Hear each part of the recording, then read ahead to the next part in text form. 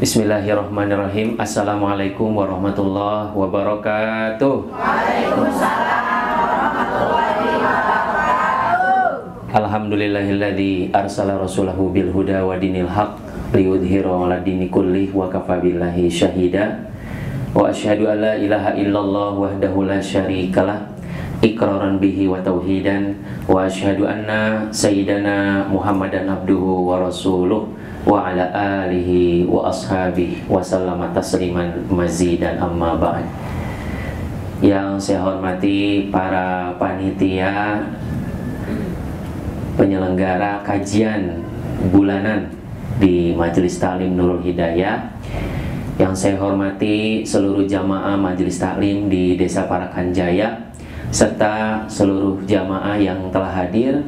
Alhamdulillah, segala puji bagi Allah Subhanahu wa Ta'ala yang telah melimpahkan nikmat dan karunia-Nya di atas muka bumi ini, sehingga kita bisa hadir, bisa menimba ilmu di Majelis Taklim Nurul Hidayah.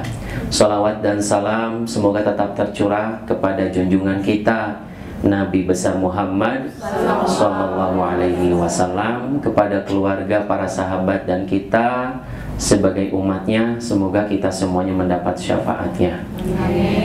Ibu-ibu yang dirahmati Allah Subhanahu Wa Taala, pada pertemuan kali ini, di pertemuan kedua, alhamdulillah kita bisa menyelenggarakan kajian untuk bersama-sama menimba ilmu mengenai muamalah kita sehari-hari. Apakah di dalam muamalah kita sudah menerapkan prinsip-prinsip syariah?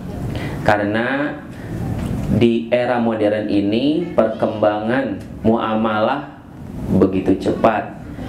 Dulu mungkin kita melakukan transaksi ya secara offline, namun saat ini transaksi itu berkembang bisa dilakukan secara online.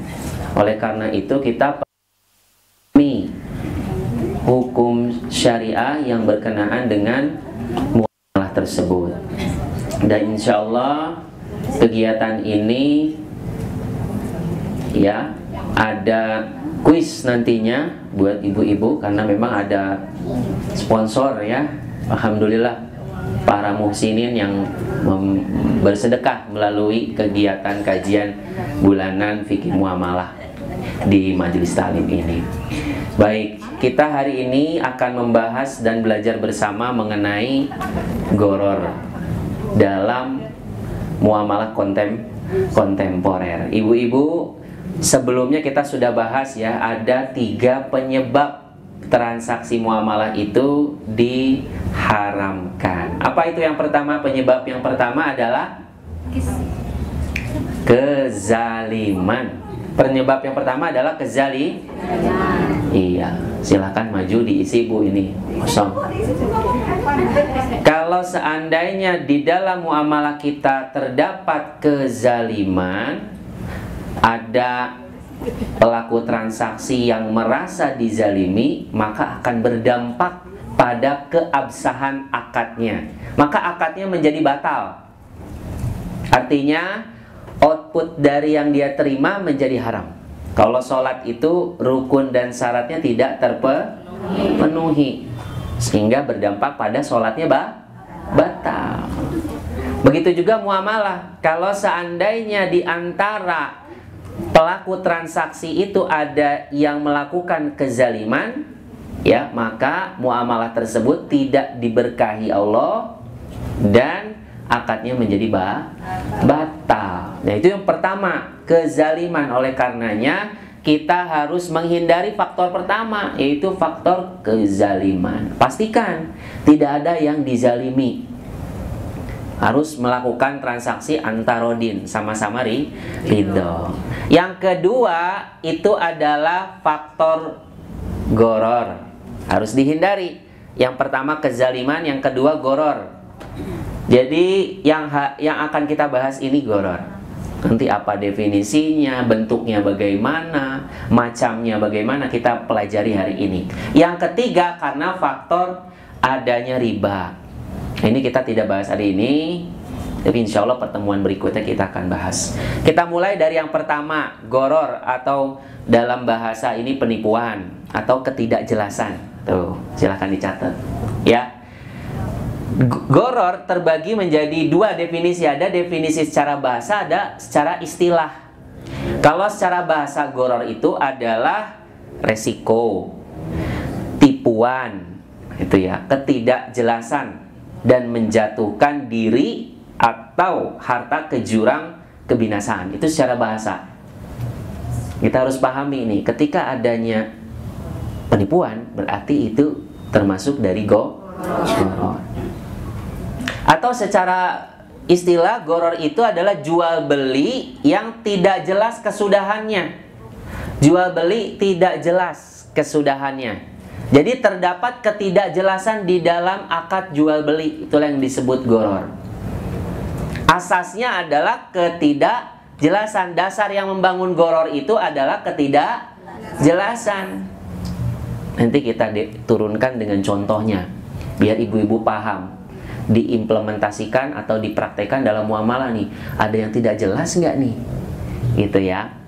Kemudian ketidakjelasan pada barang itu bisa terjadi dengan beberapa sebab. Nah ini, kan kita kadang-kadang melakukan transaksi jual beli barang. Nah, kalau barangnya itu tidak jelas, itu disebabkan beberapa sebab. Yang pertama, fisik barangnya tidak jelas. Fisik barangnya tidak jelas. Jadi kalau kita jual beli, pastikan fisik barangnya jelas. Jangan sampai fisik barangnya tidak jelas. Contohnya gimana? Misalnya penjualnya berkata seperti ini, aku jual kepadamu barang yang ada di dalam kotak ini dengan harga 100.000. Kemudian pembelinya tidak tahu fisiknya bagaimana di dalam kotak itu. Nah inilah yang menyebabkan goror pada barang, yaitu fisik barangnya tidak jelas. Yang kedua, selain fisik barang, ya, sifat barangnya tidak jelas. Sifatnya, kalau tadi fisiknya, ini yang sekarang yang kedua sifatnya. Sifatnya tidak jelas. Contohnya gimana? Misalnya penjual mengatakan, aku jual sebuah mobil kepadamu dengan harga 50 juta rupiah. Dan pembeli belum pernah melihat mobilnya dan tidak tahu sifatnya. Nah ini tidak jelas sifat mobilnya. Makanya ketika kita jual beli, ini mobilnya kita lihat, yang kita jual itu fisiknya terlihat, sifatnya juga terlihat, gitu ya. Ini yang menyebabkan tadi ketidakjelasan pada barang. Jadi pastikan Bu, sifatnya jelas, fisiknya jelas. Yang ketiga, ukurannya juga jelas. Ukurannya jelas, kita tampilkan ukurannya. Nah, yang membuat ukuran tidak jelas itu contohnya penjual mengatakan, saya jual kepada Anda sebagian tanah ini. Sebagian tanah ini seharga 10 juta. Ini kan ukurannya berapa sebagian ini? Perlu kita pastikan saya jual sejumlah 1 misalnya 100 hektar tanah kepada Anda seharga 100 juta misal. Jadi jelas, ukurannya jelas, harganya juga maka akan hilang ketidakjelasan atau yang disebut dengan goror ini. Ya, itu ada 3 tuh sudah tuh. Apa yang pertama? Ya, fisik barangnya tidak jelas. Yang kedua, sifat barangnya tidak jelas. Dan yang ketiga adalah ukuran barangnya tidak jelas. Dan 3 faktor ini yang menyebabkan transaksi jual beli menjadi goror. Makanya hindari 3 ini. Ada 5 ya Bu ya, ini 2 lagi. Yang keempat, barang bukan milik penjual. Ini nggak boleh. Barang bukan milik penjual. Seperti saya jual rumah, tapi bukan milik saya. Ya saya jual rumah, ditampilkan nih. Siapa yang mau beli rumah ini? dipotong. Padahal bukan rumahnya. Kalau kepemilikan itu rumahnya memang rumahnya harus dimiliki dulu. Kita beli rumahnya, kita terima kuncinya, baru kita boleh jual. Maka daripada itu, pastikan sebelum kita melakukan jual beli, barangnya kita kuasai, kita miliki, artinya kita terima. Soalnya ada seorang penjual datang, saya mau beli beras kepada Anda. Berapa kilo? 100 kilo. Yang ada di kita cuma 10 kilo. Ya udah, mana duit? Ini nggak boleh. Sudah transaksi jual beli padahal dia belum punya berasnya. Adakan dulu beras, nanti bayarnya. Miliki berasnya baru jual. Ini yang benar seperti ini. Ya, jangan sampai kita belum memiliki barangnya tapi kita sudah melakukan transaksi jual beli. Itu ya. Oke, maka daripada itu hindarin yang keempat ini, barang belum dimiliki. Barang harus dimiliki dulu. Gitu ya. Kalau jasa berarti jasanya harus kita kuasai dulu. Itu. Ya. Yang kelima, barangnya tidak dapat diserah terimakan. Nggak bisa diterima barangnya. Contohnya jual jam yang hilang. Mana jamnya? Ini saya jual jamnya hilang. Ini nggak bisa diserah terimakan. Juga menjadi goro, tidak jelas. Barangnya di mana? Di atas pohon, nggak bisa juga diserah terimakan. Atau di angkasa, nggak bisa. Nah, ini nggak boleh. Ini menyebabkan transaksinya menjadi terdapat faktor goror. Itu. Ya, ada berapa tadi? 5. Siapa yang bisa jawab pertanyaan saya dapat hadiah. Ya. Salah. Ya, nanti lagi ya. Oleh karenanya ibu-ibu harus memahami dulu ya ketidakjelasan apa. Tadi kan ada banyak. Iya kan? Yang tidak jelas itu adalah fisik barangnya. Yang tidak jelas itu adalah sifat barangnya. Yang tidak jelas itu adalah ukuran barangnya. Sehingga ketika tidak jelas 3 bentuk ini, maka transaksinya menjadi goror dan akadnya tidak sah. Itu ya. Saya jual apa? Ikan di empang. Mana ikannya? Iya, ikannya harus ditangkap dulu, baru dijual, ditimbang, baru dijual. Itu namanya ikannya. Oleh karenanya praktek-praktek yang ketidakjelasan itu sudah melakukan transaksi jual beli itu dihindari, Bu. Bayar dulu, beli ikan. Ikannya mana? Mancing sendiri. Harusnya dipancing dulu, dapat ditimbang, jelas, tidak goror. Bisa dipahami, Bu Ibu? Bisa. Jadi pertanyaan saya untuk bab ini belum ada yang bisa menjawab. Oke. Ya, tadi adalah beberapa ketidakjelasan pada barang. Yang kedua, ketidakjelasan pada harga. Ketidakjelasan pada harga. Ada 3. Ibu-ibu ya, ketidakjelasan harga itu ada 3. Yang pertama itu penjual tidak menentukan harga. Ini, penjual tidak menentukan harga. Yang kedua, penjual memberikan 2 pilihan dan pembeli tidak menentukan salah satunya. Saya jual 50 juta, iya kan, secara tunai dan kredit 100 juta. Tapi pembeli tidak menentukan mau berapa yang dia ambil gitu. Yang ketiga, tidak jelas jangka waktu bayarnya. Saya jual ini 100 juta, bayarnya kapan aja? Nggak boleh. Karena jadi goror. Harus ditentukan bayarnya. Kapan? Untuk menghindari tadi kerugian salah satu pihak. Oh iya, sebulan sekali cicil. Oh iya, seminggu sekali cicil. Nah, itu kan jelas. Gitu ya. Jadi harus kita hindari ketidakjelasan dalam muamalah kita. Oke, jadi ada berapa, Bu? 3. Siapa cepat dia dapat. Iya. Apa yang menyebabkan ketidakjelasan pada harga? Tak jelas, salah satunya tak jelas pada waktu bayarnya. Harga, penjual tidak memutuskan pilihan, tidak jelas jangka waktu bayar. Baik, ya. ini ada di depan saya uang tunai. Silakan Bu. Alhamdulillah ini ya dapat rezeki di siang hari. Terima kasih Pak. Sama-sama. Ya masih ada banyak Ibu. Ya. Contohnya kalau seandainya tadi penjual tidak menentukan harga, misalnya seperti ini. Penjual mengatakan aku jual mobil ini kepadamu dengan harga sesukamu. Ya. Lalu mereka berpisah dari transaksi ini. Dan harga belum ditetapkan oleh kedua belah pihak. Ini tandanya penjual tidak menentukan harga. Jadi nggak bisa begitu. Kan ada ya kemarin ya. Beli pisang terserah dah harganya berapa. Tidak boleh. Ini namanya goror. Ya, harus dihindari ini. Yang kedua, contoh dari penjual memberikan dua pilihan dan pembeli belum menentukan harganya ketika terjadi akad. Ini contohnya adalah penjual mengatakan saya jual mobil ini kepada Anda jika tunai 50 juta. Jika kredit 100 juta. Kemudian keduanya berpisah.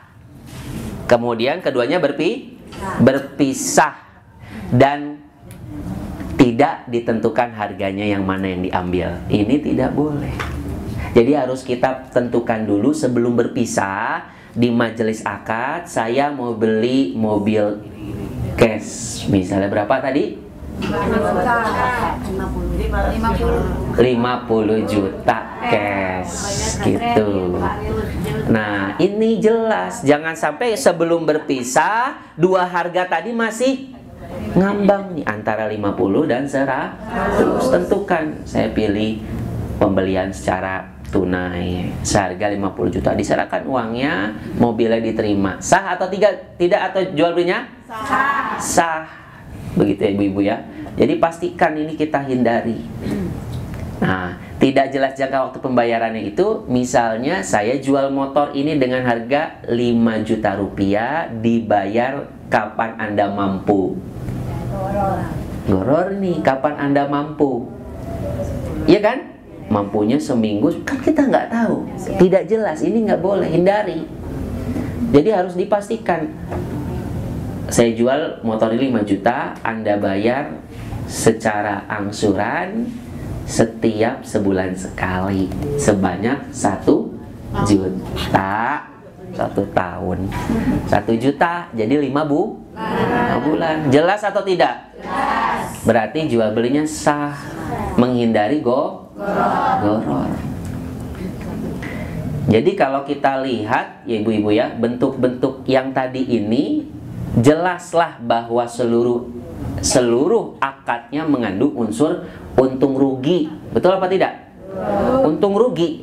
Bisa untung, bisa rugi. Spekulasi. Ya kan tadi, kalau seandainya misalnya dijual tadi 5 juta kapan sesukamu, kapan saja dia mampu, bisa jadi dia tidak mampu, dia tidak bayar-bayar kan? Yang dirugikan siapa? Penjualnya. Kita nggak jual, ya kan? Yang ngejualnya yang rugi. Jadi dua-duanya harus berdasarkan suka sama suka. Jadi hakikatnya ini, bila satu pihak mendapat keuntungan, pihak lain mengalami kerugian, ini yang disebut hakikat goror. Hakikat goror adalah satu untung, satu rugi. Kalau jual beli, hakikatnya bagaimana? Sama-sama untung. Yang satu dapat barang, yang satu dapat uang. Untung juga kan? Iya, barang harga 3 juta dijual 4 juta. Dia dapat uang 4 juta, yang membutuhkan barang dapat barang. Untung, dua-duanya untung. Nah, ini yang dimaksud transaksi antarodin ini. Jangan sampai ketika kita berakad ada yang mengganjal, yang dirugikan karena aspek ketidakjelasan tadi, mengalami salah satunya dirugikan. Maka daripada itu kita harus pastikan semuanya menghindari ini, bentuk-bentuk seperti ini. Gitu ya Bu ya. Apa artinya goror? Ketidakjelasan. Jadi kalau misalnya ada pertanyaan, langsung jangan dijawab. Saya angkat tangan baru dijawab ya. Iya. Pembeli kotak yang tidak mengetahui isinya, isinya ya, tidak mengetahui isinya, kemudian dia jual dengan harga 100.000. Mungkin bisa jadi isinya itu 130.000. Mungkin juga isinya 90.000. Kalau seandainya isinya 130.000, mana yang dirugikan? Saya jual kotak ini, di dalam kotak ini terhadap barang berharga saya jual seharga 100.000. Ternyata harga di dalam kotak itu 130. Yang dirugikan siapa? Penjual. Ternyata harganya tuh 90, yang dirugikan siapa? Pembeli. Nah, inilah hakikat goror. Siapa yang bisa jawab hakikatnya apa? Goror itu? Hakikatnya adalah mengalami apa tadi? Untung rugi, bukan untung-untung gitu. Itu hakikatnya. Hakikatnya untung rugi. Kalau di dalam transaksi ada untung, ada rugi, ini yang tidak boleh. Dia jual beli, yang satu dirugikan, yang satu diuntungkan. Ini ada goror. Tidak boleh. Gitu ya. Misalnya tadi jual beli, misalnya barangnya tidak disebutkan spesifikasi, barang fisiknya tidak dijelas, ada yang dirugikan. Bisa jadi fisiknya harganya di bawah itu, gitu ya.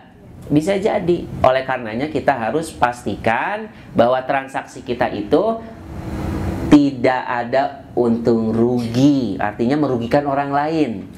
Ya, kita hindari kegororan tersebut. Nah, hubungan goror dengan kimar. Nah, ini hubungan goror dengan kimar. Apa itu kimar? Kimar sama dengan goror.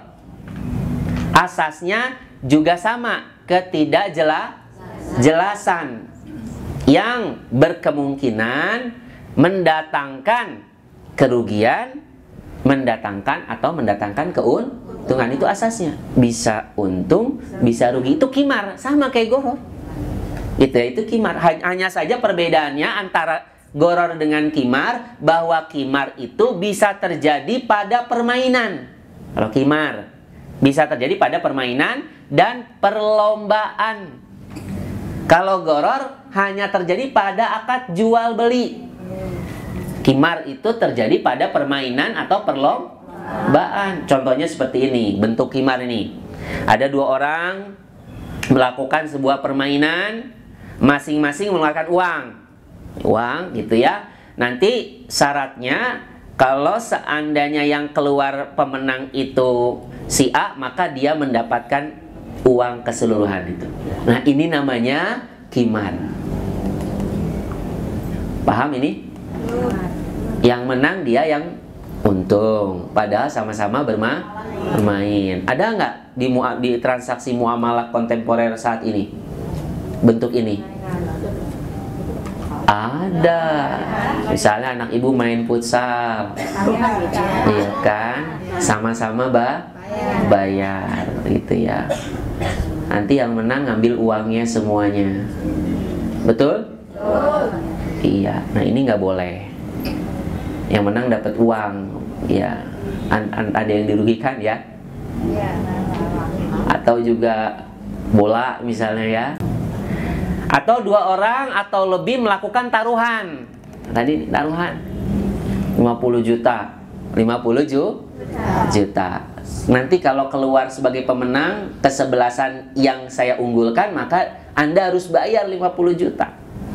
Sebaliknya, kalau misalnya dia yang kalah, maka dia yang bayar. Ini juga sama, kimar, Bu. Harus kita jauhi. Walaupun di luar jual beli ya, di dalam permainan, kita harus jauhi ini kimar. Maka daripada itu, ibu-ibu yang menimba ilmu di sini, sampaikan juga, hati-hati ini. Buat apa ini 10.000? Buat kesini aman. Buat apa ini 50.000? Jangan-jangan buat taruhan. Hati-hati. Ya, sekecil apapun itu akan menjadi pertanggungjawaban kita nanti di akhirat, gitu ya. Adapun goror, hubungan goror dengan maisir, ini sering sebut maisir ya Bu ya, Ibu sering dengar ya maisir. Goror itu salah satu bentuk maisir. Goror itu salah satu bentuk maisir atau judi. Ya, karena maisir itu ada dua. Ada satu maisir yang diharamkan karena mengandung unsur goror, judinya diharamkan karena ada gorornya. Seperti misal yang tadi di atas. Ya, ini yang disebut maisir yang bermakna goror. Kan tadi kan ketidakjelasan itu. Ya kan?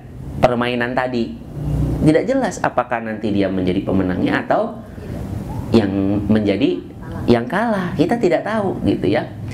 Nah, yang kedua ya, yang kedua permainan yang diharamkan sekalipun tidak disertai pembayaran uang. Jadi permainan tapi tidak bayar uang. Nah, sebagian ulama salaf ditanya tentang maisir. Dia menjawab maisir itu segala bentuk permainan yang mengakibatkan seseorang melalaikan sholat dan mengingat Allah. Itu maisir. Jadi kalau seandainya permainan tersebut bisa melalaikan seseorang dan dari mengingat Allah dan dari sholat ya, maka itu juga termasuk permainan yang diharamkan. Main apa tuh Bu? Ya coba aja. Kalau seandainya dia main lupa sholat, ini bisa jadi nih masuk ke dalam hubungan permainan yang haram kan ya. Jadi goror dalam bentuk maisir ini. Ada nggak yang main sampai lupa sholat? Ada nggak? Nah, iya banyak. Coba pastikan itu. Ya, pastikan. Sekalipun tidak bayar uang, Bu. Jadi permainan itu tidak bayar uang, tapi diharamkan. Apa itu? Yang melalaikan mengingat Allah dan sholat. Ya, itu goror salah satu bentuk maisir, karena maisir terbagi jadi dua. Ada maisir yang diharamkan karena mengandung unsur goror, yang taruhan tadi. Ada permainan yang diharamkan tapi tidak bayar uang. Penyebabnya karena mengakibatkan melupakan Allah dan sholat. Jadi pastikan kita menghindari ini. Dan pendapat ini diperkuat oleh Ibnu Taimiyah dan Ibnu Qayyim, serta mereka menukilnya dari mayoritas keseluruhan para ulama. Menurut mereka, kenapa itu diharamkan? Nah, maisir bukanlah karena mengandung unsur spekulasi. Jadi maisir diharamkan itu bukan karena ada spekulasi untung rugi, bukan. Tapi karena dia dapat menyebabkan seseorang itu lalai dari sholat dan lalai dari mengingat Allah. Kalau sudah orang yang bermain taruhan tadi sudah menyebabkan pasti dua. Dia pasti sholatnya terbengkalai dan jarang mengingat Allah. Itu dua pasti. Jadi kita pastikan juga nih generasi setelah kita itu tidak melakukan hal ini. Gitu ya. Jadi kalau sudah sifatnya menyebabkan kita lupa sama sholat, lupa sama mengingat Allah, maka sudah diharamkan apa yang kita lakukan tersebut. Gitu ya.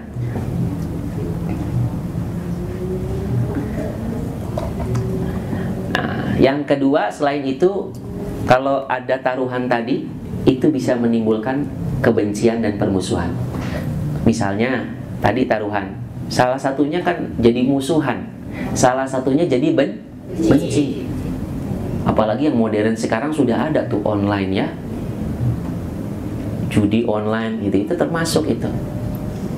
Melalaikan mengingat Allah dan juga sholat, serta menimbulkan permusuhan dan kebencian.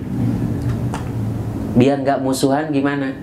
Jangan menzalimi orang lain. Itu kan sama juga menzalimi orang lain kan? Ya kan? 20.000-nya hilang, dianya dapat 2 juta. 2 jutanya hilang, dia dapat yang lain. Itu kan sama saja itu. Termasuk dalam yang diharamkan dalam yang saya sebutkan tadi ya. Oke. Apa arti dari maisir?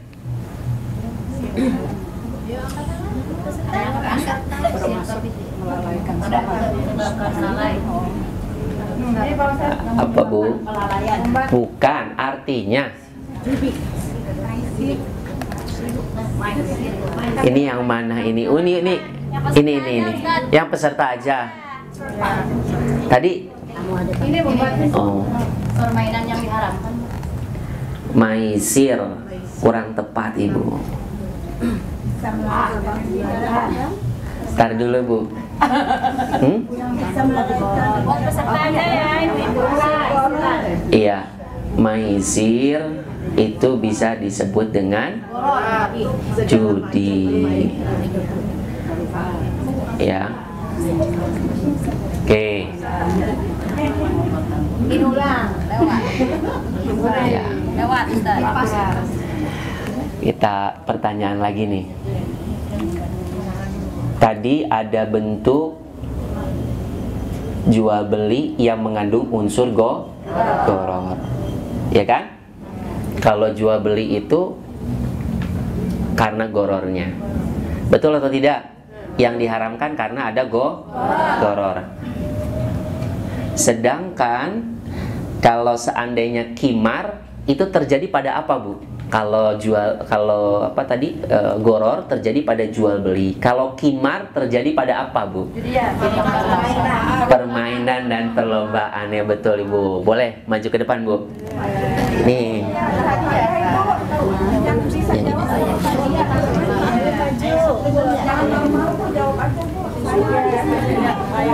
Ibu, kita bagi-bagi rezeki ya Bu ya. Alhamdulillah. Selamat Bu. Ya. Masih banyak Bu. Masih banyak, nanti kita bagi-bagi rezeki nih di siang hari ini. Baik, jadi kalau qimar itu terjadi pada permainan, taruhan gitu ya. Tuh, kalau goror terjadi pada akad jual beli. Oke.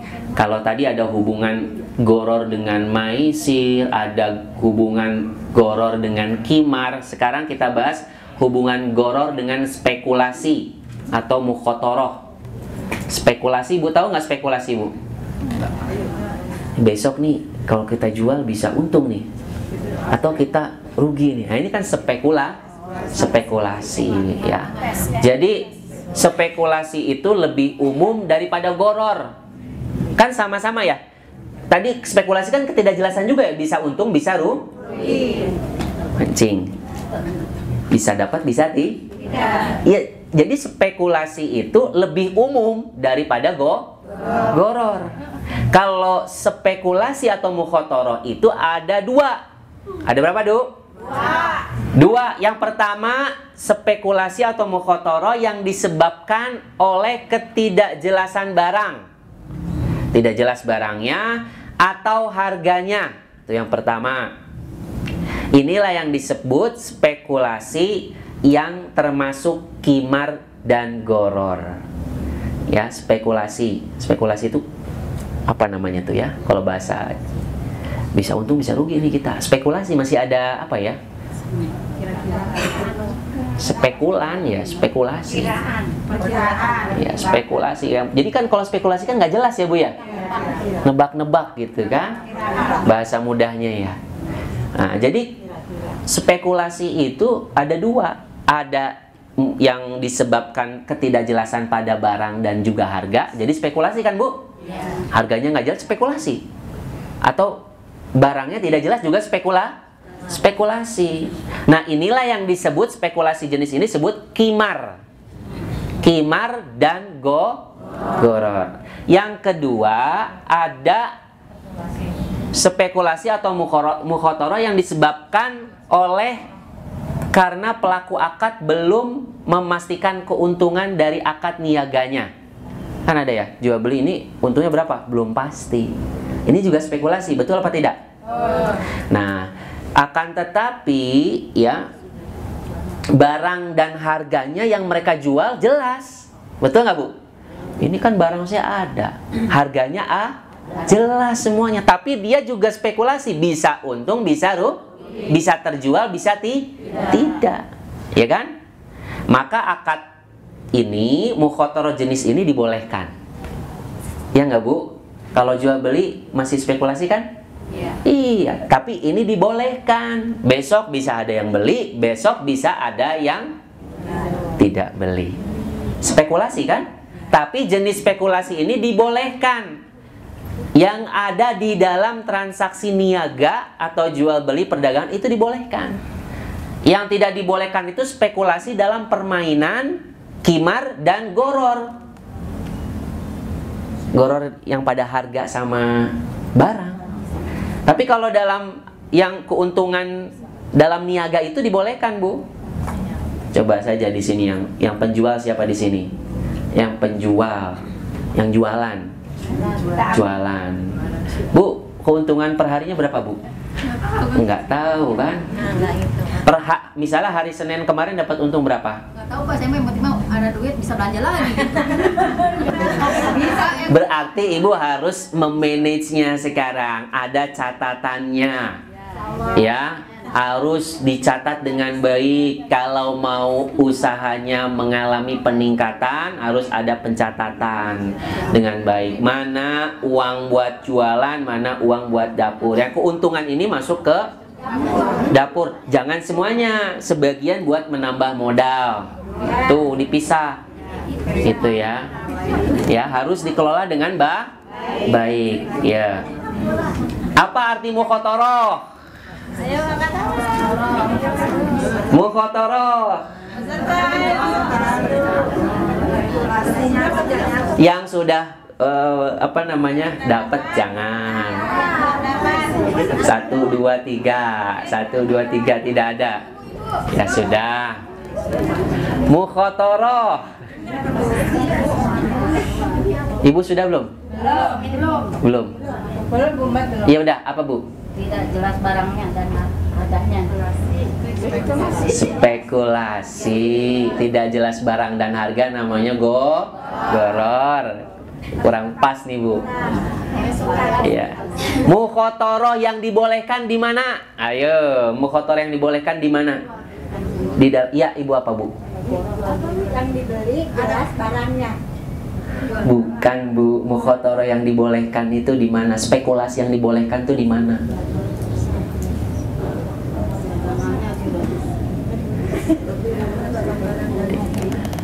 Spekulasi yang dibolehkan adalah spekulasi di dalam Barang dan harganya. Iya, spekulasi yang dibolehkan adalah spekulasi yang ada dalam jual beli, yang mana barang dan harganya jelas. Yang spekulasi di sini keuntungannya. Hari ini bisa untung 10 juta, bisa untung 100 juta. Amin. Ya, mudah-mudahan. Ya Bu, silakan Bu. Ibu belum dapat? Ya Bu, ini Bu. Ini ada lagi nih. Luar biasa. Mudah-mudahan bermanfaat ya. Yang memberikan sedekah juga dapat pahalanya. Ya. Oke, yang penting ibu-ibu pembahasan ini ibu-ibu bisa mencerna sehingga bisa ini ada gorornya. Oh, ini kita harus hindari gitu ya. Biar apa Bu? Biar harta kita berkah. Sedikit yang penting, banyak yang penting. Mau sedikit berkah apa mau banyak nggak berkah? Sedikit berkah. Tidak ada pilihan. Emang ada ya langsung cepet gitu ya? Nggak ada. Sedikit. Ada yang naik tangga langsung ke atas. Kan tangganya 1 dulu kan? 2, 3 gitu kan? Pelan. Iya, jangan sampai melalui cara-cara yang tidak dibenarkan oleh agama. Misalnya apa? Tadi menzalimi orang lain, menipu, ya kan? Jual mobil padahal tidak punya mobilnya. Setelah ditransfer dia menghilang. Ini tidak boleh. Jadi kalau mukhotoroh yang dibolehkan itu mukhotoroh spekulasi yang ada dalam keuntungan jual beli. Tapi syaratnya jual beli itu harus jelas harga dan barangnya. Iya. Jadi hukumnya goror itu di dalam agama hukumnya adalah haram. Hukumnya apa Bu? Haram. Kenapa haram?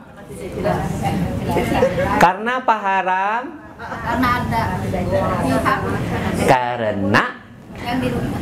satu, Al-Quran menyampaikan di dalam firman Allah Ta'ala, hai orang-orang yang beriman, silakan dicatat.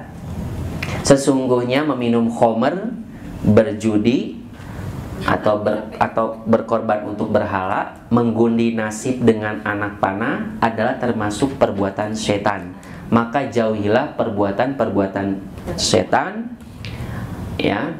Maka jauhilah perbuatan-perbuatan itu agar kamu mendapat keberuntungan. Sesungguhnya setan itu bermaksud hendak menimbulkan permusuhan dan kebencian di antara kamu lantaran meminum khamr dan berjudi itu, dan menghalangi kamu dari mengingat Allah dan sembahyang. Maka berhentilah kamu dari mengerjakan pekerjaan itu. Al-Maidah ayat 90 sampai 91. Dan goror itu bagian dari judi. Nah, itu dalilnya. Dan goror bagian dari judi. Oke, itu ayatnya tadi surat apa tadi? Ayat berapa? 90 91 ya. Oke. Kenapa diharamkan judi? Ayo. Yang udah dapet jangan. Kenapa diharamkan judi? Karena Ibu udah? Belum. Kenapa? Hah? Merugikan. Kan. Ini ada di maksudnya. Ya, Bu. Ya. Karena merugikan. Karena yang beli Tadi saya sudah bacakan ayatnya di situ, dijelaskan kenapa diharamkan berjudi karena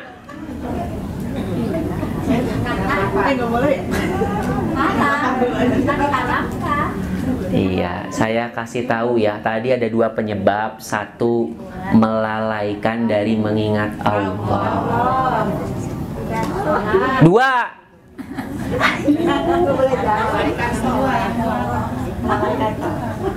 ini pada nggak mau nih. Melalaikan sholat. Ini Bu. Ini Bu, mudah-mudahan bermanfaat. Ini Bu. Ini nanti dibaca ya Bu ya.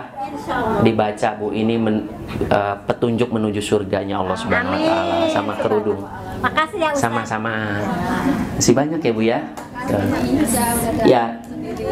Siapa yang hafal surat Al-Maidah ayat 90 sampai 91 tadi? Ya ayyuhalladzina amanu innamal khamr wal maisir wal ansab wal azlam rijsun min amalis syaiton fajtanibuh la'allakum tuflihun. Yang hafal dapat magicom. Yang hafal. Iya, nggak apa-apa. Saya kasih keringanan. Yang membaca surat Al-Maidah 90-91 dengan bacaan yang benar. Ayo. Nggak apa-apa, nggak dihafal.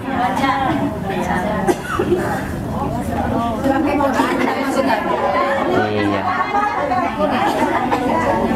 Masih ada berapa lagi Bu? Ada 3 lagi. 3 lagi ya. Kalau ini jadi 1 aja. 1 jadi 2 lagi. 2 lagi ya. 2 lagi. Nggak bawa Al-Quran ya sudah.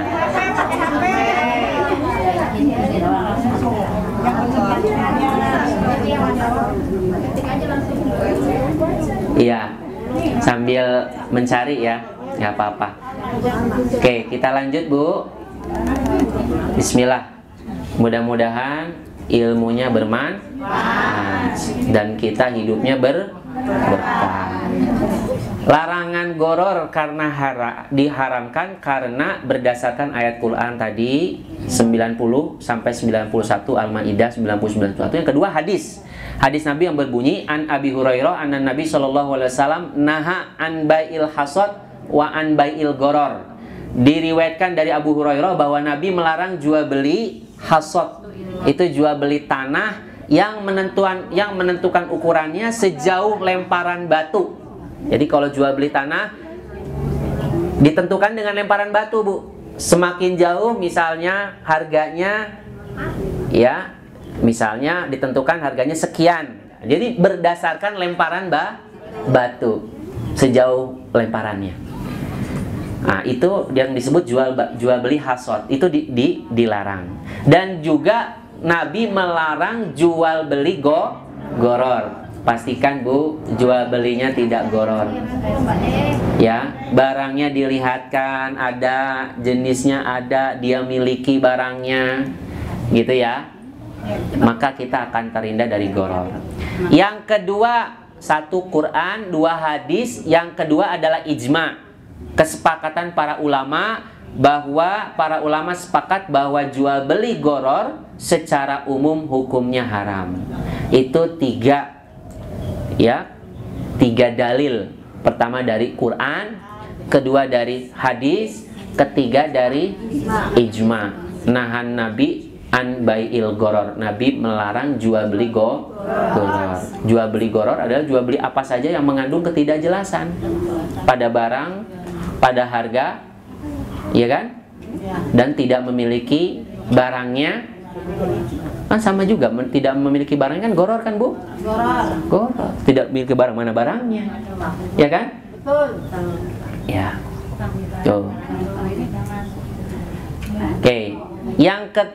Yang kedua ya, setelah tadi hukumnya, terus yang kedua hikmahnya. Kenapa dilarang goror? Hikmahnya Bu, satu, syariat Islam melarang jual beli goror karena termasuk memakan harta dengan cara yang batil. Ibu-ibu, jangan memakan harta dengan jalan yang batil. Termasuk jalan batil itu goror. Mencuri jalan batil. Mengambil hak orang lain jalan batil. Suap jalan batil. Goror jalan batil. Sebutkan contoh dari jalan batil selain goror, selain mencuri, apalagi contoh yang dilarang. Mengambil harta atau memakan harta dengan cara yang batil selain yang saya sebutkan tadi. Menipu, iya. Ibu udah dapat? Belum, ada lagi nih. Nah, silakan Ibu, ada apa ini? Ada daster dan kipas angin. Alhamdulillah. Mudah-mudahan bermanfaat, Bu. Ya, ada satu lagi tuh. Siap-siap.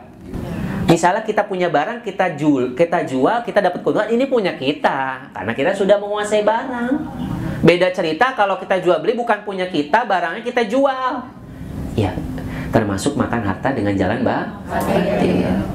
Pokoknya jangan sampai yang bukan punya kita diambil. Ini buat Ibu. Nah, berarti Ibu dapat, ini harta Ibu. Gitu ya, Bu ya. Ibu menjawab, berarti ini Ibu dapat karena atas dengan cara Ibu menjawab. Gitu. Itu ya. Yang kedua, kenapa dilarang goror? Karena menimbulkan permusuhan sesama muslim. Ini bisa jadi nih, jadi musuhan gara-gara adanya goror. Ya, pernah nggak Bu? Pernah kan Bu? Banyak musuhnya. Nah, berarti sering terzalimi nih. Iya, coba dimaafkan lah Bu. Kalau udah dimaafkan nggak ada lagi tuh saling memusuhi, ya nggak? Cuman memaafkannya bisa apa enggak ini? Iya, itu dia. Harus. Itu dia ini, kenceng lagi itu dianya nih. Iya, maafkan aja Bu. Maafkan ya Bu ya. Ya, yang masih punya musuh maafkanlah. Yang pernah berbuat zalim sama ibu-ibu, jangan-jangan ibu-ibu yang berbuat zalim. Nauzubillahi min zalim. Ya Allah, jangan sampai Bu. Kita bersaudara, gara-gara kezaliman jadi musuh. Gara-gara jual beli jadi musuh. Pernah ketipu? Gimana rasanya? Iya, itu tandanya memakan harta dengan jalan yang batil itu orangnya berarti. Iya. Nah, nggak berangkat umroh, nggak diberangkatin, itu termasuk memakan harta dengan jalan yang batil, dengan cara menipu. Ketiga, kenapa dilarang goror? Hikmahnya? Ya, yang bisa jawab nih banyak hikmahnya nih ya. Siap-siap ini. Atau dalam pertanyaan berikutnya, siap-siap. Ya, mengumpulkan harta dengan cara untung-untungan dan judi itu dapat menyebabkan orang lupa untuk sholat. Jadi kenapa dilarang goror? Ya, karena ketika kita mengumpulkan harta dengan cara untung-untungan, ya, untung-untungan bukan untung rugi nih Bu. Untung-untung, udah pasti untung tapi bisa dapat bisa tidak, untung-untungan kan gitu. Ya, kalau jual beli kan udah pasti ada ruginya, betul? Nah, ini boleh. Tapi kalau mengumpulkan harta dengan cara yang untung-untungan dan judi, nanti lupa sholatnya. Nggak peduli lagi. Mau lupa sholat, tapi banyak hartanya. Nah, mau. Makanya hindari mengumpulkan harta dengan jalan yang ini. Atau lupa mengingat Allah, udah lupa jalannya kemana, masjid juga udah mungkin waktu mendapatkan hartanya dengan cara yang batil, itu ya. Kemudian ini juga bisa menyebabkan hancur dan hilangnya keberkahan harta. Betul. Wah, betul ya Bu ya. Iya, bisa jadi dia dengan yang dia dapatkan itu keberkahannya hilang, hartanya keberkahannya hilang. Ya, bisa juga hartanya hancur, gak berkah. Ini yang banyak kita jumpai. Kenapa kehidupannya itu tidak berkah? Ya mungkin cara mendapatannya juga tidak berkah. Bisa korupsi, betul atau tidak? Betul. Ya, bisa juga menzalimi, bisa judi dan lain sebagainya. Yang keempat, kenapa dilarang goror? Hikmahnya adalah membiasakan seseorang menjadi pemalas. Nah ini Bu, kalau seandainya sudah melakukan goror, membiasakan dia menjadi pemalas, malas bekerja, malas berikhtiar, malas berusaha, karena tidak perlu susah payah. Dan nipu aja, nipunya besar, ratusan juta, udah malas bekerja. Maka daripada itu, hikmahnya dilarang goror itu untuk menghindari kita menjadi pemalas. Dan ini perlu dipertanyakan yang malas-malas, keimanannya. Kalau orang yang imannya yang semangat, itu berarti imannya aktif dan dinamis. Ya, kalau dia malas, berarti imannya sedang mengalami krisis. Coba ibu-ibu nih, datang ke majelis taklim nih, imannya lagi naik ini, dinamis. Alhamdulillah. Yang malas-malas, imannya perlu mengalami krisis, perlu dicas lagi kalau HP itu, ya kan? Iya, makanya iman itu udah pasti naik dan iman naik karena dia melakukan ketaatan, iman turun karena dia melakukan kemaksiatan. Nah, yang kelima, kenapa dilarang goror? Hikmahnya adalah mengalihkan konsentrasi berpikir dari hal-hal yang positif. Jadi pikirannya tuh yang positif selalu, ngomongin yang baik-baik, nggak mau jadinya. Padahal berpikir itu harus yang positif. Ya, kita melakukan kegiatan positif gitu ya. Karena sudah melakukan transaksi goror, ya, jual beli yang mengandung goror, membiasakan dia dan berpikir dia hanya hal-hal yang tidak berguna. Ketika yang berguna diabaikan. Apa nih acaranya? Kajian. Enggak deh. Gitu ya. Bisa jadi. Gitu ya. Itu karena itulah Allah melarang goror, karena terdapat hikmah yang besar. Hindari ini semuanya dalam jual beli kita, dalam aktivitas kegiatan ekonomi kita. Jadi semuanya memikirkan yang penting untung. Padahal sebelum kita mikir untung itu, kita harus pastikan dulu syarat-syaratnya sudah kita miliki, sudah kita kuasai, ya kan? Ya, syarat dan rukunnya sudah kita pastikan, kita kuasai juga, ya. Oke, sudah hafal Bu tadi ayatnya Al-Maidah 90-91?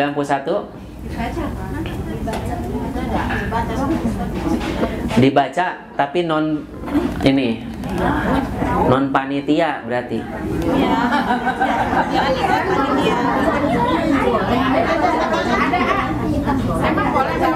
Iya, baca. Tapi bacanya benar ya Bu ya. Ini Bu. Iya.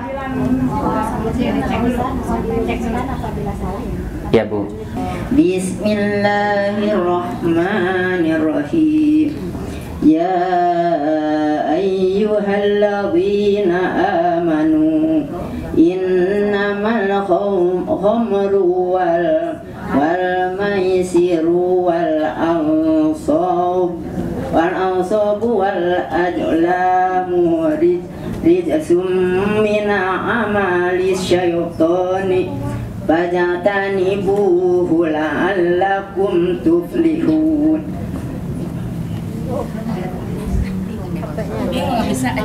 Iya, yang ini yang kedua. Innama yuridu syaitanu ayyuqi'a bainakumul adawata wal baghdha'a fil khamri wal maisir wasuddukum an dzikrillahi anis shalah fahal antum muntahun. Wa yasuddakum. Nggak kelihatan ya. Iya, iya. Nggak kelihatan. Nggak jelas. Iya, alhamdulillah. Terima kasih Bu. Ini Ibu mayoritas ya, ayat pertama sudah benar ya. Sedikit kesalahan tapi nggak apa-apa. Kita akan berikan magicomnya Ibu. Ini magicomnya Bu. Alhamdulillah Bu. Nih Bu. Nih Bu. Buat masak Bu. Mudah-mudahan berkah ya Bu ya. Amin. Baik. Nah, kita lanjut ya Bu ya. Ada beberapa bentuk goror. Nah, ini ibu-ibu. Bentuknya seperti apa pada masa jahiliyah? Ada 4 Bu. Ada 5. Di masa jahiliyah bentuk goror ada 5. Yang pertama itu jual beli hasod tadi. Seorang menjual tanahnya dengan ukurannya apa? Melempar batu sejauh batu. Itu zaman dulu ada Bu. Itu goror. Ya, yang kedua bai'ul mulamasah atau munabadah. Mulamasah atau munabazah itu misalnya penjual mengatakan kain yang mana saja yang engkau sentuh atau lemparkan ke saya maka saya jual dengan harga sekian. Jadi patokannya itu memegang atau melempar. Terjadi jual belinya itu ketika dia pegang, dipegang berarti kamu beli. Nah, ini nggak boleh, goror. Ya, seperti zaman dulu. Atau yang ketiga, jenis goror pada zaman jahiliyah itu bai'u hablul hablah. Bai'u hablul hablah itu menjual janin ya, dari janin yang ada di perut unta yang sedang hamil. Ya, zaman dulu, ya Bu ya. Atau menjual suatu barang dengan cara tidak tunai, jual barang dengan tidak tunai ya Bu ya. Dengan jangka waktunya itu disesuaikan dengan lahirnya janin bayi tersebut. Patokannya. Ini tidak boleh. Namanya goror, jual beli bai'u hablul hablah. Yang keempat, menjual buah yang belum matang. Ini goror juga. Maka daripada itu jangan sampai kita jual yang belum matang. Kalau mau tuh yang belum matang dikasih aja. Sedekah. Iya kan? Jangan sampai belum matang sudah dijual. Ya, karena kenapa? Karena buah yang masih belum matang sebelum dipetik itu sangat rentan dengan hama. Itu ya, sangat rentan dengan hama. Tapi bila warnanya sudah berubah menjadi kecoklatan atau kekuning atau kemerahan, itu boleh dijual. Itu termasuk goror. Yang keempat, menjual buah yang belum matang. Yang kelima, bai'u madhomin dan malakih. Bai'u madhomin itu menjual sperma yang berada dalam sulbi unta jantan. Bai'u malak itu menjual janin unta yang masih berada dalam perut induknya. Itu juga goror. Tidak boleh. Gitu ya. Kalau goror yang diharamkan itu kriterianya ada di mana saja atau apa aja kriterianya? Goror yang dihukumi haram itu kalau ada kriteria 1, jumlahnya besar. Gorornya besar, Bu. Ketidakjelasannya itu besar. Itu yang mempengaruhi kesahan akad. Jadi akadnya bisa tidak sesuai atau tidak sah kalau seandainya jumlah ketidakjelasan itu besar dalam akad. Contohnya, pembeli mobil tidak mengetahui bagian kalau jumlah gorornya sedikit boleh. Nah ini pengecualiannya Bu ya. Kalau jumlahnya besar tidak boleh, kalau jumlahnya sedikit boleh. Contohnya, kita penjual mobil menjual mobil dengan mesinnya, tapi kita tidak tahu mesinnya sampai dalam sebagai pembeli. Itu kan goror ya Bu ya. Itu dibolehkan karena sedikit gitu ya. Tapi kalau gorornya banyak, itu yang tidak boleh. Jadi semuanya dia tidak tahu. Kayak mobilnya tidak ada. Tapi kalau mobilnya ada, udah dilihat, tapi kita pembeli tidak tahu mesinnya, ya kan? Tidak mengecek sampai dalam, kan tidak. Itu kan nggak kelihatan Bu mesinnya ya Bu ya? Di dalam kan? Itu kan ditutupi ya Bu ya? Cuman hanya menyebutkan goror juga, tapi gorornya sedikit, itu dibolehkan. Yang harus kita hindari itu kalau seandainya ketidakjelasan itu banyak. Jadi sifat barangnya itu tidak jelas secara keseluruhan, harga barangnya juga tidak ditentukan, itu ya. Itu yang kita harus hindari. Nah, goror yang dalam jual beli ada 3 macam. Pertama, goror besar membatalkan akad. Jadi akadnya tidak sah.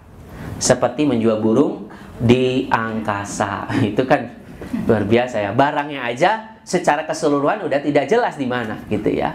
Tidak boleh. Goror yang sedikit itu tidak membatalkan akad. Jadi kalau gorornya sedikit nggak apa-apa. Contohnya apa Bu? Goror yang sedikit. Ibu beli rumah nggak tahu pondasinya. Betul apa tidak? Mana pondasinya kelihatan kan? Tidak jelas. Boleh. Sedikit gorornya. Tapi kan ibu bisa melihat yang ada di luarnya kan? Nah, walaupun pondasi tidak terlihat, itu goror sedikit dibolehkan. Ya. Kemudian keberadaannya dalam akad mendasar. Jadi dalam akad jual beli keberadaannya tuh mendasar, menjadi pokok. Jika goror dalam akad ini sebagai pengikut, ya sebagai pengikut itu dibolehkan. Kalau dalam akad yang mendasar, dalam jual beli udah dasarnya ada goror, maka nggak boleh Bu.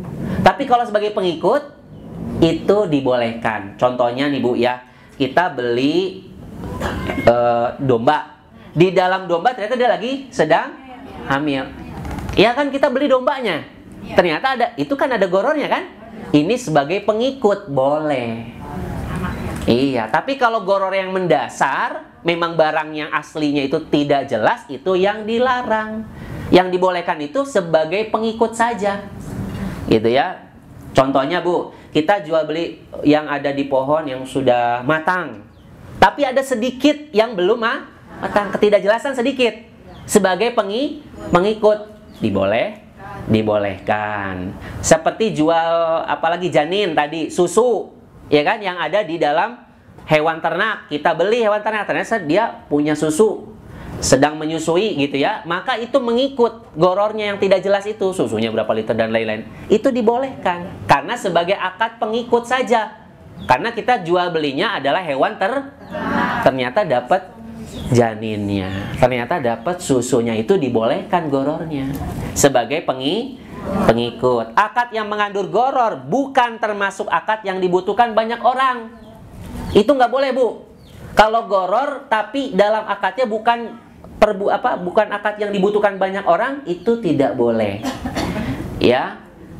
Jadi jika suatu akad mengandung goror dan akadnya itu dibutuhkan oleh banyak orang, itu boleh.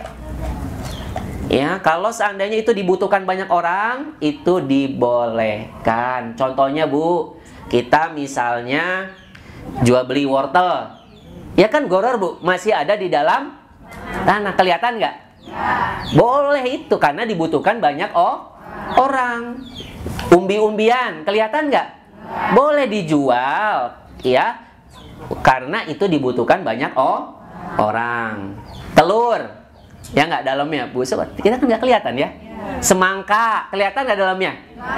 Karena dibutuhkan banyak orang, gorornya ketidakjelasan lebih ringan, jadi nggak perlu dikupas saja, langsung dijual, itu diberikan karena ini dibutuhkan banyak orang. Tanpa kita membelah buahnya, tanpa kita mencabut dari tanah. Goror terjadi pada akad jual beli. Nah ini, kalau goror ini pada akad jual beli tidak boleh, tapi kalau dalam akad hadiah boleh. Hadiah boleh Bu. Ibu dapat hadiah nih dari si A. Kan ibu nggak tahu di dalamnya apa. Goror tidak? Goror. Tapi boleh karena dalam akadnya hadiah. Kalau hadiah nggak apa-apa kayak tadi nih. Ya kan? Kan nggak tahu nih dalamnya apa. Ya, yang tadi di dalamnya kan ada yang nggak tahu ya dalamnya apa ya. Itu kan goror. Karena dalam hadiah ini dibolehkan. Itulah kemurahan Islam ya. Dalam hal-hal yang hadiah itu dibolehkan. Tapi kalau ibu patungan 10.000 ada yang tuker kado gitu ya. Tuker kado kan banyak nih. Ibu-ibu juga ikut-ikut sekarang ya kan? Luar biasa ibu-ibu. Ya, kayak anak-anak muda tuker kado. Ya. Ada yang 20.000, ada yang 10.000, betul nggak? Dia beli, ada mengeluarkan uang 100.000, ada yang mengeluarkan uang 10.000. Dituker yang harga 100 dapat 10.000, yang 10.000 dapat 100. Sama nggak itu? Iya. Tukar menukarnya harusnya sejenis. Ya nggak? Ada yang dirugikan nggak? Berarti itu nggak boleh. Betul apa tidak? Nah, itu transaksi kita yang modern saat ini. Kalau mau, ya bentuknya hadiah. Dapat hadiah tanpa patungan, tanpa ada tukar menukar. Tiba-tiba sudah ada aja hadiah diberikan oleh orang lain yang tidak ikut peserta itu boleh. Hadiah. Ketidakjelasan dalam hadiah dibolehkan. Ibu dapat dalam kotak gitu ya, apa nggak tahu kan? Ini kan goror Bu, nggak dilihatkan sifat fisiknya, betul tidak? Tapi ibu boleh karena ini hadiah. Contoh goror dalam muamalah kontemporer itu adalah asuransi. Nah, ini asuransi. Biasanya ibu-ibu mengenal asuransi itu ya, yang zaman sekarang bisa disebut asuransi kesehatan, asuransi jiwa, asuransi apa lagi? Kendaraan, properti, ya Bu ya. Ini goror dalam muamalah kontemporer. Bisa jadi kita bayar preminya 1 juta gitu ya. Kemudian kita mendapatkan imbalan kerugiannya misalnya ya total 3 juta. Tukar menukar dengan tidak sama. Goror nggak, bisa jadi kita untung, bisa jadi kita rugi, bisa jadi perusahaan yang rugi. Itu termasuk ini bagian dari goror dalam aplikasi atau muamalah kontemporer gitu ya. Nah, di objek asuransi ini yang dibolehkan itu adalah asuransi syariah. Kalau asuransi komersial itu yang ada di dunia saat ini, ibu-ibu ya, itu jenisnya misalnya perjanjian antara dua pihak, antara perusahaan asuransi dan pihak yang tertanggung. Dia menyatakan bahwa pihak tertanggung berkewajiban membayar sejumlah premi kepada pihak asuransi dan asuransi membayar sejumlah premi kepada pihak asuransi untuk memberikan penggantian. Nanti pihak asuransi memberikan ganti ketika terjadi resiko. Yang komersial itu ya, yang terjadi di kontemporer saat ini mayoritas ya tukar menukar uang dengan uang yang tidak sama nominalnya. Itu yang tidak bolehkan atau tidak diperkenankan di dalam Islam. Nah, jadi kalau hukumnya gimana hukumnya? Hukumnya tergantung ya ibu-ibu ya. Kalau asuransi komersial di dalam fatwa ya ulama kontemporer ya, makasih ya. Umumnya berfatwa asuransi komersial itu dalam bentuknya, segala bentuknya itu haram. Baik itu jiwa, kesehatan, properti, kendaraan. Alasannya apa? Kontraknya itu berdasarkan qimar tadi Bu, yang kita pahami.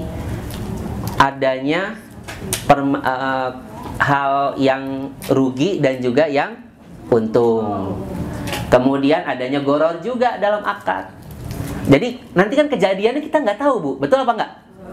Nanti kita terima uangnya berapa, kita juga nggak tahu. Itu kan ketidakjelasan dalam akad asuransi tersebut. Ya, kedua belah pihak ketika akan membuat, ya, kedua belah pihak saat membuat akan tidak mengetahui apa yang akan dia terima. Jadi ketika dia perjanjian juga nggak tahu. Nanti nerimanya uang berapa nominalnya itu juga tidak jelas. Ya, yang tadi saya ceritakan ya Bu ya, asuransi preminya bayar 1 juta. Ketika awal bulan bayar 1 juta, ternyata ketika bulan kedua dia mengalami kerugian. Kerugiannya nilainya 3 juta. Iya, yang mana yang untung? Yang bayar, yang pihak tertanggung yang bayar 1 juta tadi, betul atau tidak? Iya, yang rugi siapa?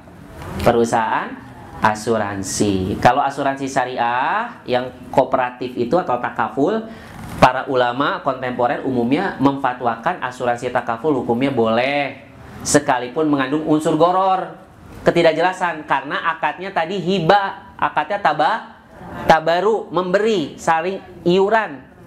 Misalnya iuran 50.000 gitu ya. Ketika ada orang yang tertimpa musibah, dia bayarkan untuk menutupi saudaranya, gitu ya. Nanti kalau sudah tidak tertanggung dikembalikan pokoknya, gitu. Kalau dia mau mengambilnya. Nah, ini secara jelas nanti bisa ditanyakan. Maksudnya ada tanya jawabnya, silahkan. Ya. Kemudian kalau seandainya, nah ini asuransi komersial itu diharamkan karena ada goror, tapi pengecualian ibu-ibu. Ini dikecualikan ya Bu ya. Hukumnya pada kondisi tertentu dibolehkan. 1, tidak termasuk akad asuransinya. Misalnya ibu beli barang, terus ada asuransi kan? Ini kan nggak mengikat. Tujuan ibu tuh jual beli atau membeli barang, tapi tiba-tiba ibu bayar asuran. Nah ini boleh, karena nggak mengikat, bukan akadnya. Paham nggak Bu? Jadi asuransinya karena bukan kita mengasuransikan diri, bukan, karena memang pada jual beli itu terdapat asuransi di situ. Ya, misalnya kita beli kendaraan ada asuransinya, kita mau nggak mau bayar asuransi yang paling murah, itu dibolehkan karena bukan mengikat. Ya, itu yang pertama, bukan dalam bagian akad. Yang kedua, dikecualikan haram apabila asuransi komersial itu merupakan kebutuhan orang banyak. Ini kalau dibutuhkan orang banyak boleh Bu. Contohnya asuransi kendaraan yang tadi diwajibkan ya Bu ya. Jadi mau nggak mau harus pakai asuransi itu kendaraan. Nah, dibutuhkan orang banyak, kita nggak bisa, berarti kita boleh, gitu ya. Yang ketiga, kalau asuransinya tanpa premi, ibu-ibu sudah dibayarkan oleh perusahaan tempat bekerja, kan ibu nggak bayar, yang bayarkan perusahaan tanpa premi. Jadi ibu nggak bayar premi setiap bulannya, yang bayar perusahaan. Ini boleh, kan bukan ibu yang bayar. Tiba-tiba nanti ketika masa pensiun ibu-ibu dapat sejumlah uang gitu, tiba-tiba ini apa nih? Karena dulu yang bayar perusahaan, dikasihlah asuransi tersebut kepada itu boleh. Undian berhadiah. Nah, ini undian berhadiah nih Bu. Kalau undian berhadiah itu perusahaan barang jasa kan biasanya untuk menarik pelanggan ya Bu ya. Ada undian. Kadang-kadang itu kalau ibu beli apa namanya? Kopi atau sabun ya. Sabun cuci ya. Ada logam mulia kan gitu kan ya.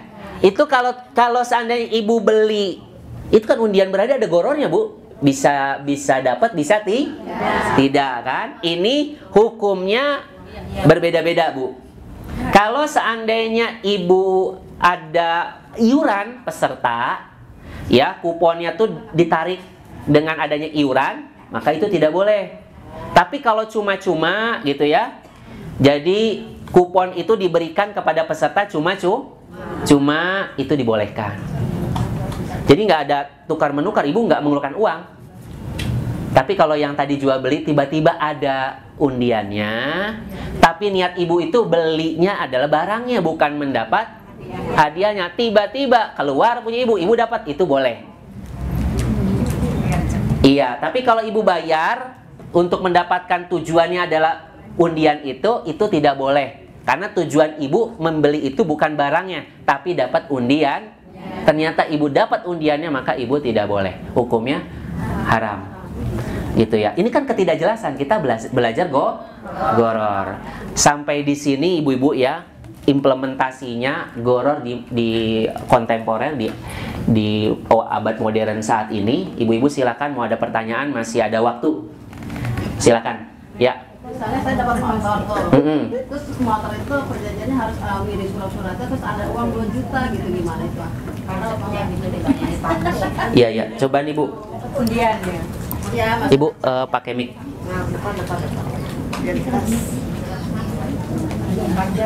Assalamualaikum warahmatullahi wabarakatuh. Waalaikumsalam warahmatullahi Ustaz, saya mau tanya, kan dapat undian tuh dopres, ya kan, motor, tapi harus ngurusi surat-suratnya dan harus ada uang 2 juta gitu. Iya. Baru dapat itu sebuah motor gitu.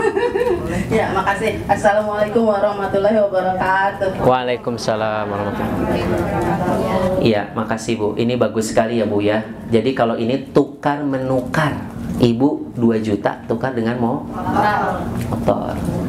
Jadi undiannya itu dengan iuran tadi Bu.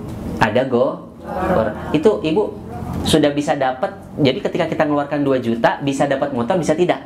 Nggak, maksudnya kalau misalnya mau dapat motor harus ngeluarin uang 2 juta. Oh, berarti itu namanya tukar menukar uang. Kalau akadnya itu jual beli motor, ya Bu, maka kita dibolehkan jual beli motor seharga 2 juta. Tapi kalau undian dengan iuran, tadi nih kembali lagi dengan iuran peserta, maka itu tidak dibolehkan.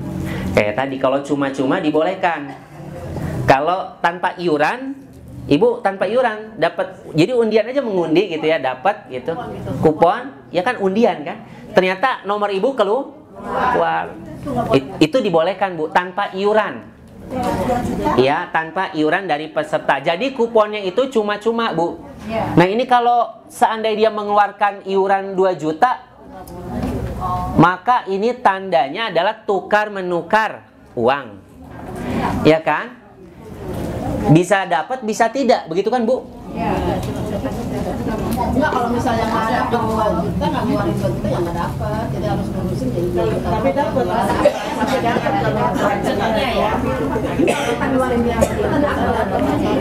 Oh, jadi kalau kita mengeluarkan 2 juta dapat motornya. Itu akadnya jual beli atau apa Bu? Iya, jadi nggak boleh Bu ya. Berarti kan Ibu ngundi dulu. Ternyata Ibu dapat harus bayar 2 juta kan? Iya, tidak boleh Bu. Karena gini Bu, karena pada saat awal kita ngundi, iya kan? Itu kan tidak jelas kita dapat atau tidak. Tetapi ketika kita dapat, kita harus bayar 2 juta gitu loh. Paham nggak Bu? Ya. Kan pajaknya ditanggung sendiri, itu nomor-nomor. Gimana? Kendaraan itu pajaknya ditanggung sendiri. Pajaknya ditanggung sendiri.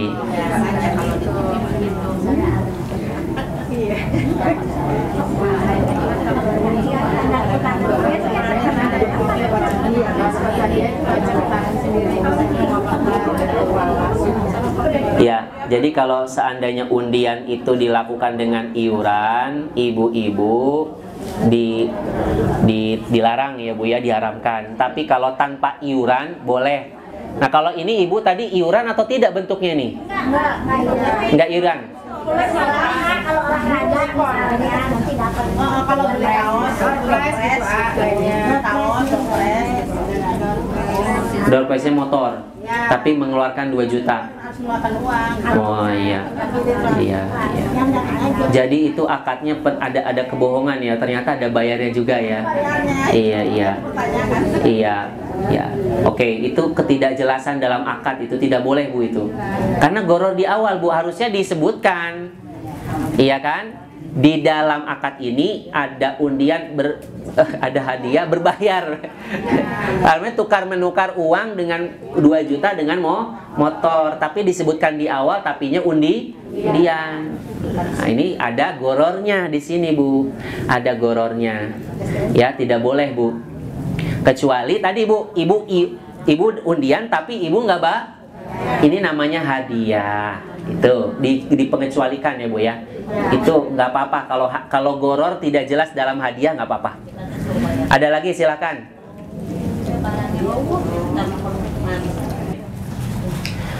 Baik, akad gadai itu adalah kita menjamin, ya kan? Biasanya terjadi berbarengan dengan akad pinjam meminjam. Kalau akadnya pinjam meminjam dengan gadai, maka kita tidak boleh memanfaatkan barang gadaiannya.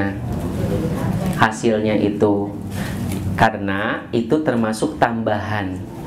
Karena akadnya tadi kita pinjam meminjam. Terus dalam pinjaman kita ada tambahan berupa keuntungan dari barang gadaian. Maka itu tidak dibolehkan dalam Islam. Tetapi ini ada tapinya Ibu ya. Kalau seandainya Ibu menggunakan kendaraannya sebagai kompensasi Ibu mengambil tambahan dari gadai itu, ya, Ibu harus merawat motornya, menservis motornya atau mobilnya dengan uang yang Ibu dapat. Jadi dia diservis juga. Itu kan biayanya mahal kan, Bu? Karena Ibu telah menggunakannya, ganti dengan itu kompensasinya.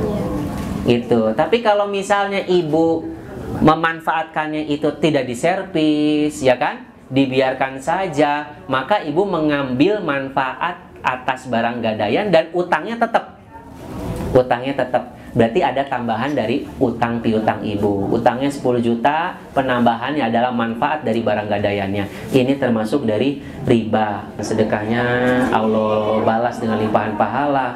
Kalau ganti dengan yang terbaik, ibu-ibu semuanya dapat dapat pahala semua ya, menimba ilmu dan semuanya diberikan kesehatan. Kita tutup dengan bersama alhamdulillah. Alhamdulillahirabbil alamin. Subhanakallahumma wa bihamdika asyhadu an la ilaha illa anta astaghfiruka wa atubu ilaik. Insyaallah akhir bulan lagi nanti ya. Assalamualaikum warahmatullahi wabarakatuh.